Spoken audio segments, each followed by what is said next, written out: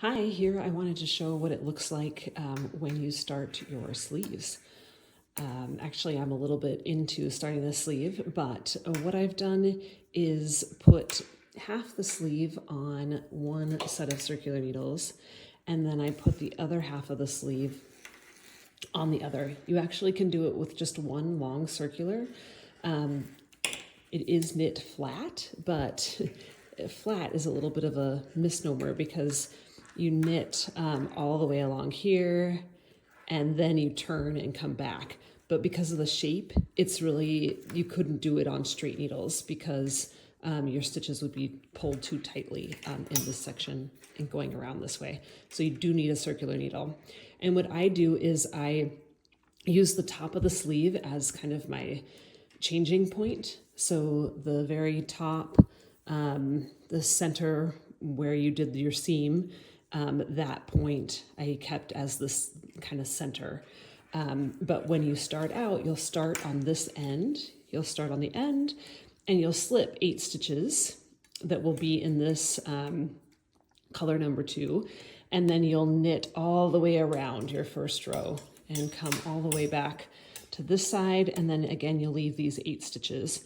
Turn your work and then work back, purling, and then you do some short rows to give us this little bit of a distance on the sleeve. So you'll come back here and you'll knit short rows like this, gradually increasing how many stitches on each side until you get all the way to a marker that we put right here where the color for the underarm starts. And once you get to that marker doing your short rows, then you'll start binding off kind of. You'll start knitting and then knitting 2 together or purling 2 together. I'll show you that next on these sides so that your sleeve will start to grow down and get connected with this color strip section. So I already have this sleeve done and I'll show you what it looks like. So it's not blocked yet, so it looks a little crazy, but in this one, the color continues all the way down the sleeve. And then in this style, I kept it a little bit loose. And then when I did the bind off, I cinched it in just a little bit. So these are going to be slightly poofy sleeves in this version. You can also do this bind off so that you keep your sleeve opening much wider and just keep a looser, wider sleeve. If you want your sleeve to be tighter, you can always decrease in this section as you're working down to get your sleeves a little bit tighter. So lots of different options, and hopefully that helps clarify a little bit what's going on. One other thing I wanted to point out is on both sides, actually, I did put a lifeline in.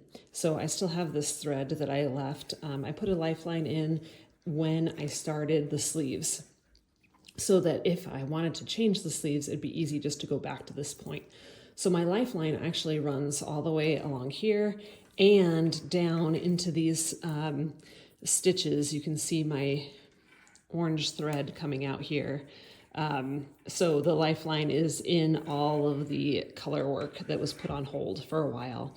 And just on the first row of doing the starting the sleeve, I put the thread into the, I'm using these interchangeable Chaogu needles, so they have a little hole. Can't see right now. Oh, these are the spin ones. They have a little hole in them that's really easy to put a to run a piece of thread through, and then I just knit with it as I did that the first row, so that I have that place to come back to.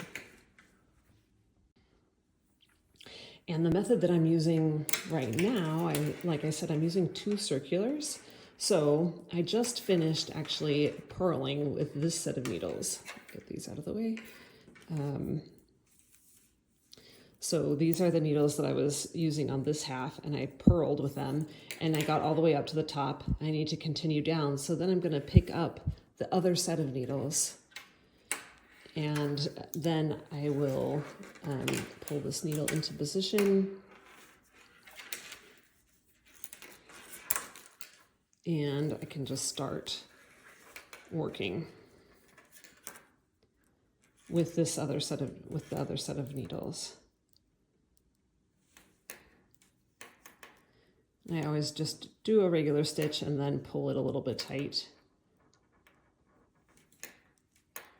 And then just continue working.